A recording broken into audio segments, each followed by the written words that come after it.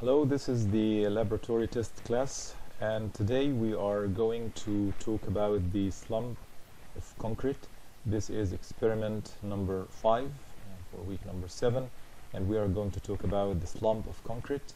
And the number of test specimens that we're going to conduct today is going to be 4, 2 for each team. And the required materials are cement and water and aggregate. These are the main required materials for today. And the required equipments, number 1, we want a mold in the form of a lateral surface of a frustum with a top diameter of 102 millimeter, around 4 inch, bottom diameter of 203 millimeter, which is 8 inch. So this is like a frustum, 4 inch at the top and like 8 inch at the bottom, and height of almost 12 inch. So these considered to be the dimensions of the slump that we're going to use. And we want tamping rod with a length of 24 inch and diameter of 16 millimeter and rounded ends, with rounded ends, as we know. These are the main requirements for today's experiment. Let's go to how we are going to make this experiment and the details of it. So now we are going to talk about the experiment itself. The title of this experiment is Slump of Freshly Mixed Portland Cement Concrete, and the ASTM designation is C143. We call it the Slump of Portland Cement Concrete.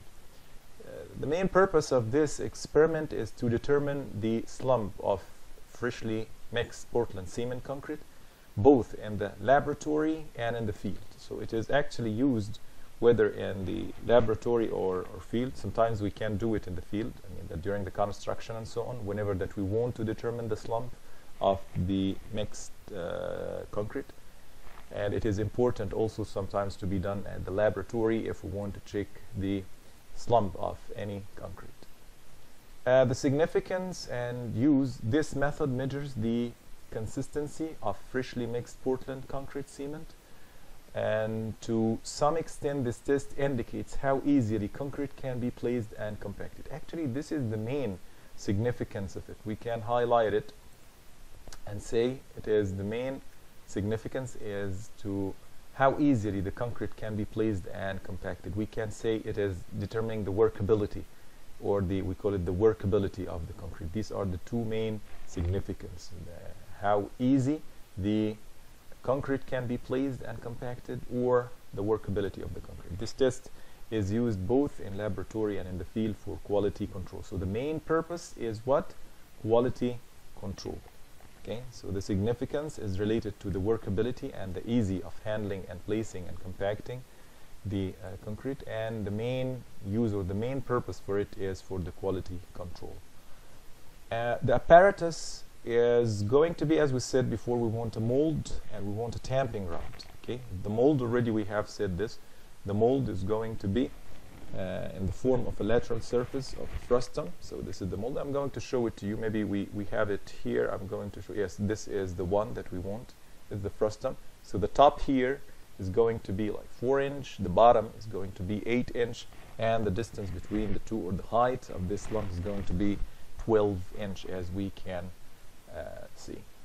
And so these are the dimensions, as we said: 4 inch and 8 inch and 12 inch, as you can see from the figure.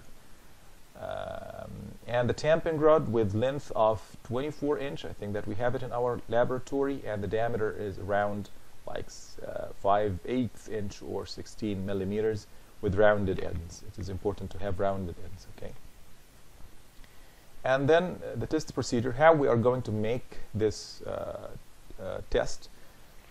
First, we are going to mix concrete either manually or with mechanical mixer. We have actually two types for making the concrete. The first one is manually or by a mixer. We have the mixer, the mechanical mixer, at our laboratory.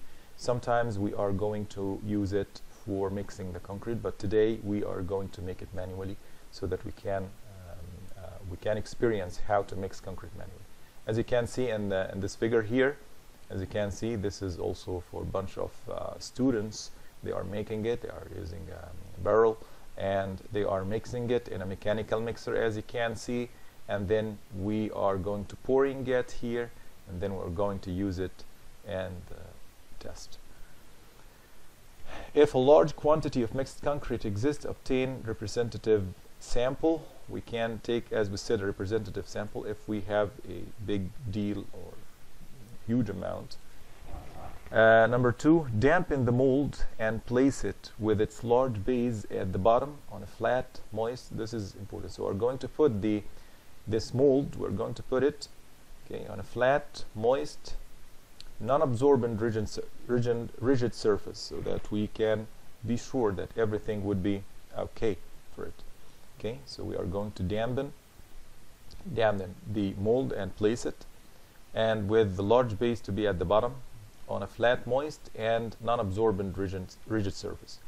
And then hold the mold firmly in place by standing on the 2-foot pieces. So we're going to put, as you can see, these are the 2 foots here. This is the pieces, as you can see here. Look here, this part and this part here, these pieces. We are going to stand upon them. I'm going to show to you a video that is showing how we are going to conduct it, but we are going to put our feet on these 2 pieces, so that holding the mold firmly. Okay.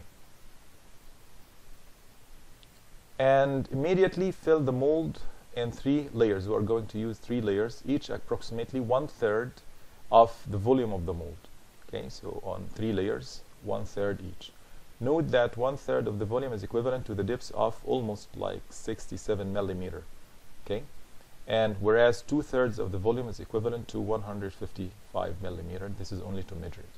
Then rod each layer 25 strokes using the tamping rod, as you can see in the figure here. This is the tamping rod, as you can see. This is the tamping rod, and this is how the person is holding it. Okay. Okay. Uniformly distribute the strokes over the cross section of each layer. That's right, and rod the second and top layers each throughout its depth. So the rod should go through the depth, so that the strokes penetrate the underlying layer. In filling and rodding the top layer, heap the concrete above the mold before rodding is started. Heaping it means that we are going to know, making, if this is the mold here, for example, this is the mold, so we need to, heap the concrete to be in this part to make kind of pile heaping here. Okay, heap the concrete above the mold before rodding is started. If the rodding operation results in subsidence of concrete below the top edge of the mold, add additional concrete. So we're going to add additional concrete to keep an excess of concrete above the top of the mold all times, as you can see here in this drawing, that we need to keep always some heaping of concrete above the mold. We are going to see it in the video. After the top layer has been rodded, strike off the surface of concrete by means of a screening and rolling motion of the tamping rod. So by using the tamping rod, you're going to move whatever excess that is going to be here. There will be some excess, you're going to remove it. Okay, and then after the top layer has been rodded, strike off this by means of, and then remove the mold immediately from concrete by raising it up carefully without lateral or torsional motion. The slump test must be completed within 2.5 minutes after taking the sample. This is important, and this would end up this. Then at the end, we are going to measure the slump.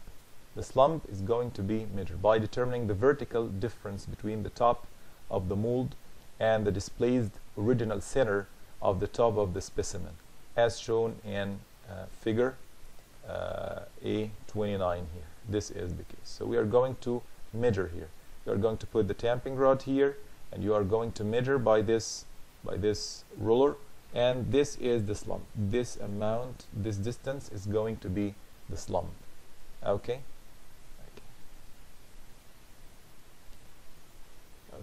If 2 consecutive tests on a sample of concrete show a falling away or shearing off of portion of concrete from the mass of the specimen, the concrete probably lacks of necessary plasticity and cohesiveness for slump test to be applicable, and the test results will not be valid. This means that we need to repeat it again. And here at the end we're going to report the slump value to the nearest 5 millimeters. So I think this would be the end of the test procedure. Hi, this is the second part of the slump test, and in this short video I'm going to show what are the types of the slumps that we're going to face. Actually, this is, as you can see it here, this is how we are going to face the slump test, or how we are going to find the slump test after finishing it. We're going to put the ruler and we are going to check this part, which is going to be the slump itself. Let me increase this a little bit so that you can see. Yes, I think this would be better. So as you can see, this is the part here that we are going to see. Check here. Yes, this is the slump here. And then from this slump, we are going, after measuring the slump, the difference between the top of the mold and the displaced original center of the top of the specimen. This is what we call it, this distance here, from here to here. This is the slump. Okay.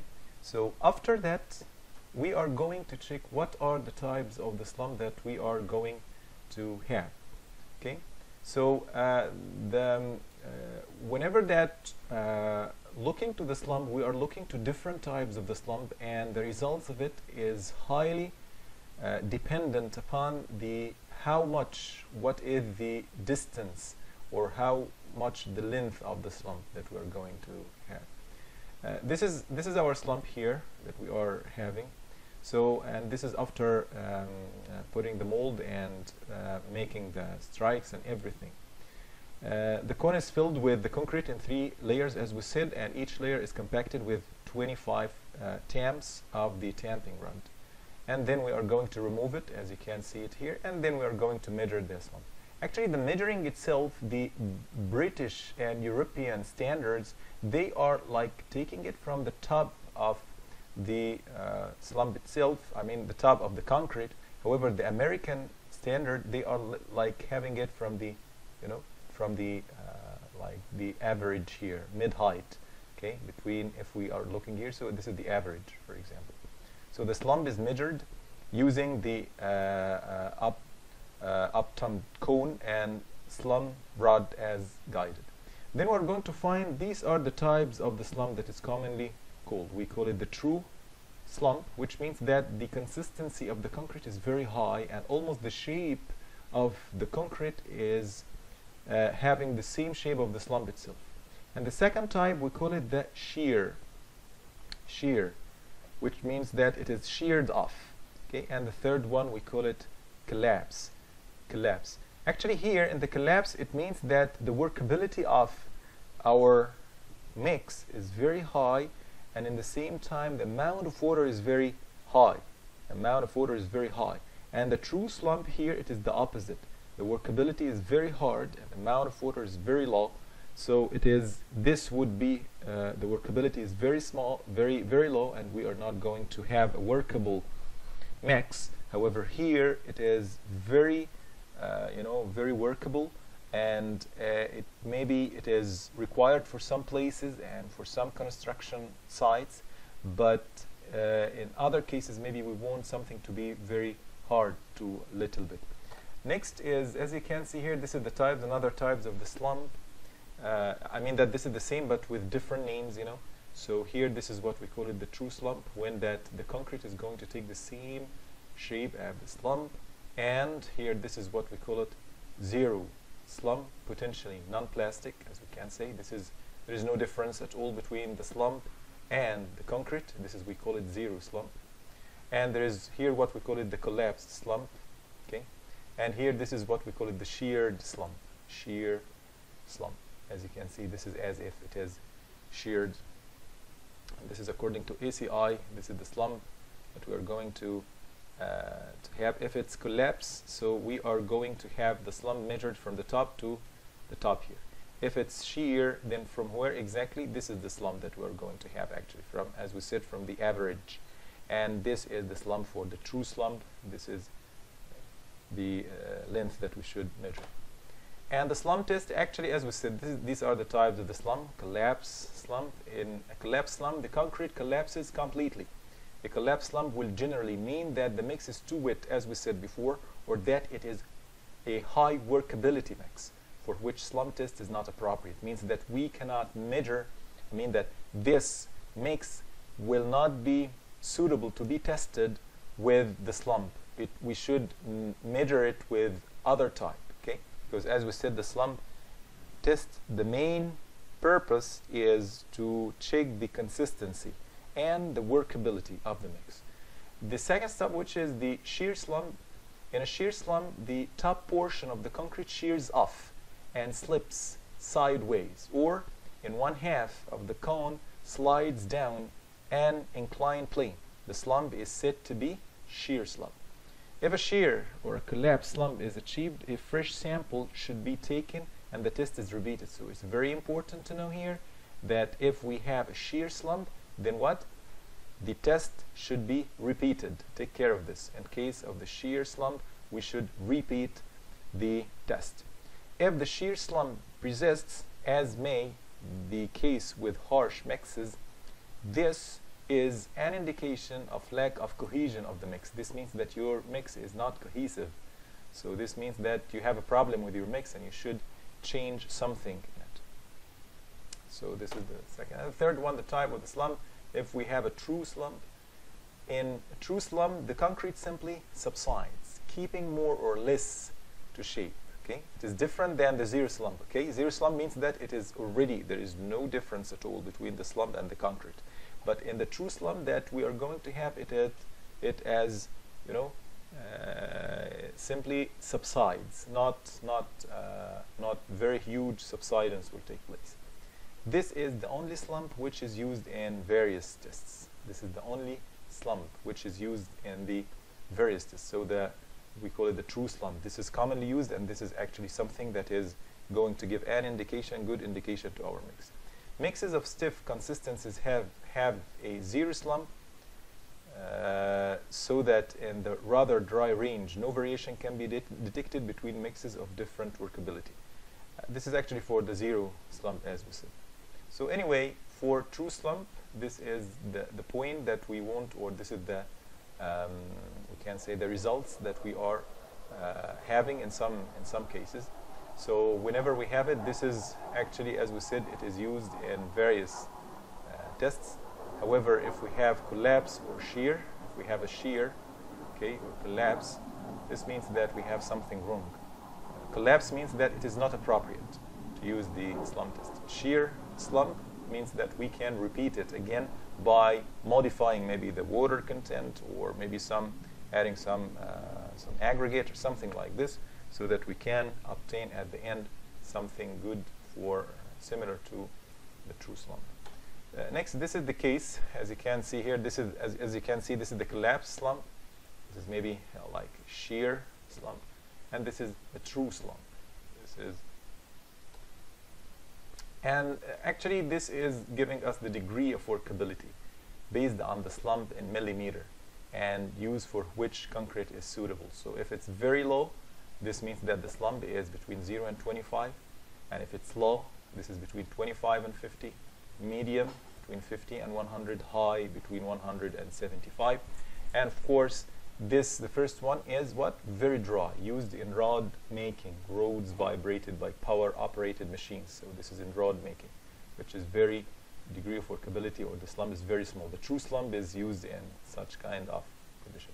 Low workability mixes used for foundations with light reinforcement, rods vibrated by hand operated machines. This is also for what? For foundations, as you can see it here. So this is for road making, this one for foundation.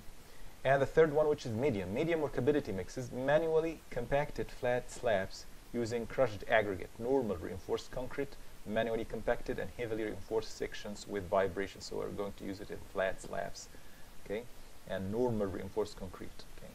And the last one, okay, and the last one here is high workability concrete for sections with congested reinforcement. Whenever that we have a very congested reinforcement, it's very difficult to let the concrete go in the areas between and beneath the reinforcement. So it's better to have a very high workability mix, not normally suitable for vibration. So whenever we're talking about vibration, it's not easy, it's not good at all to use high workable one. But whenever that we're going to talk with things that is that is not going to be affected by vibration, then the opposite is true.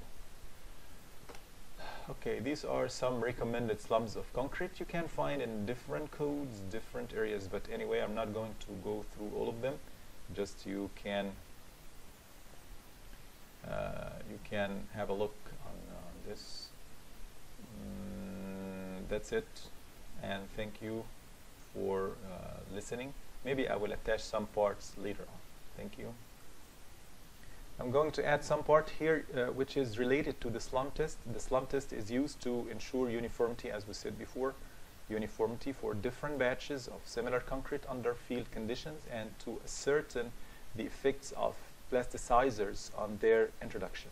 This test is very useful. Look here, it is very useful on site as a check on the day-to-day or hour-to-hour variation. So this is the importance, or the significance, and the materials being fed into the mixer. An increase in slump may mean, for instance, that the moisture content of aggregate has unexpectedly increases, and this is something important. This is why we need the slump test, that every hour, for example, they are checking it by the slump test. Whenever that the slump is increasing, means that you are adding more water in the mix, so you need to decrease the amount of water.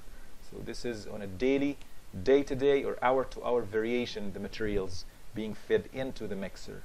Other cause would be a change in the grading of the aggregate, such as deficiency of sand, for example. Yes, of course, if we are having deficiency in one of the components of the mix, then we're going to control it, and we are going to know it through the slump test. Too high or too low a slump gives immediate warning and enables the mixer operator to remedy the situation. Yes, because it's a very good indicator. Then we can check whether to add water, to decrease the amount of water added, to add more aggregate, to decrease, or something like this.